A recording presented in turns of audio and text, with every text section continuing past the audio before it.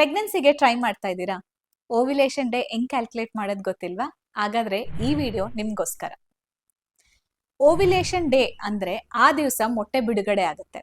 ಆ ಟೈಮಲ್ಲಿ husband and wife ಸೇರಿದ್ರೆ ಪ್ರೆಗ್ನೆನ್ಸಿ ಆಗೋ ಚಾನ್ಸಸ್ ಜಾಸ್ತಿ ಇರುತ್ತೆ.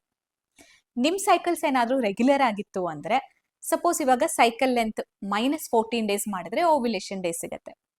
ಸೈಕಲ್ ಲೆಂತ್ 30 ಡೇಸ್ ಇತ್ತು ಅಂದ್ರೆ -14 ಅಂದ್ರೆ ಅರೌಂಡ್ 16th ಡೇ ನಿಮ್ಗೆ ಓವ್ಯುಲೇಷನ್ ಆಗ್ತಾ ಇರುತ್ತೆ.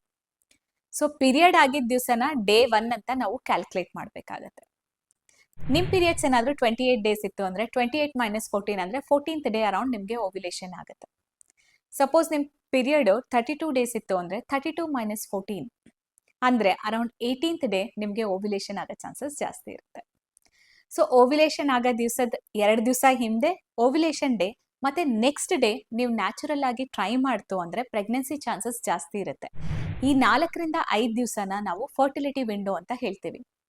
ಸಪೋಸ್ ನಿಮ್ಗೆ ಏನಾದ್ರೂ ಪೀರಿಯಡ್ಸ್ ಇರೆಗ್ಯುಲರ್ ಇತ್ತು ಅಂದ್ರೆ ಓವ್ಯುಲೇಷನ್ ಪ್ರಿಡಿಕ್ಟರ್ ಕಿಟ್ ಅಂದ್ರೆ LH ಕಿಟ್ ಬರುತ್ತೆ.